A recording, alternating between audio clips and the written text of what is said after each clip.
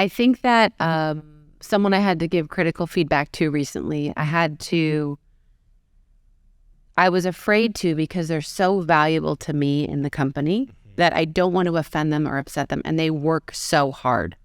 And then they started acting a little bit like more demanding. And I was like, want to give you it all, can't right now. And so I have to temper my feedback with, I don't want to offend them or hurt them because they're giving it everything. Yeah. But their expectations are out of line. Oh, yeah. So I had to say it in a way of like, you're incredible at this. Here's the laundry list of things you kill it at. But this is not normal to expect this. And I think it helped that I called another person who has a similar role. And I was like, what are your expectations of your job, your equity, your pay, you know? And I was able to come to the meeting and say, she's way above you and this is where she's at. So for you to expect more, you know, is not totally normal, as awesome as that is. Yeah. So I think it's a lot of validation with real life examples so that you can, sometimes you have to bring someone back to earth. Yeah. And you got to do it with empathy. Yeah. Right? Because they're people too, and they're doing the best they can with the information that they've got. Right. Yeah. And then the ones that are failing, like when we fired a girl who was not working out, she was like, I have great relationships here. And I was like, no, you don't. You know, or I was doing a great job and I'm like, fail, here's where you fail. Not to upset her, but I was like, I want you to see that this is not. There's some evidence. Yeah. And you're not going to succeed in another job if this is what you think success is. Wow. Well, the thing that I you know, the name of your book, Fearless, right? How did that come about? Like why'd you pick that title and sort of what made you kind of like bite off an endeavor like that? Oh man, well I didn't know there was a pandemic coming when I signed the book deal. But I thought again, I want to try something new.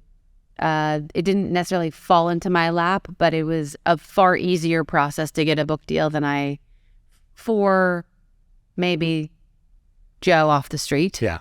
And what came down to it is a consultant we had on the PR side many years ago. It was like the eve of our first fashion show where we were opening it up to the public and using influencers, which they were, even though they were slightly respected, it was like, oh, you'd never have one in a show. It's for models.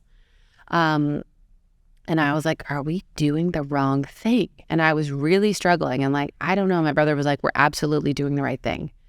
And this consultant said, let's go back. Every time you tried to follow the pack and be the darling of Vogue or attempt even just to get Anna to even admit you exist, you failed.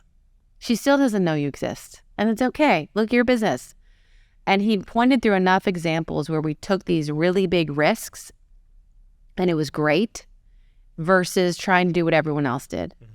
And when he gave me enough examples, I was kind of like, take the parachute off, let's jump. Who cares? You know, so it doesn't work out. We've had failures, right?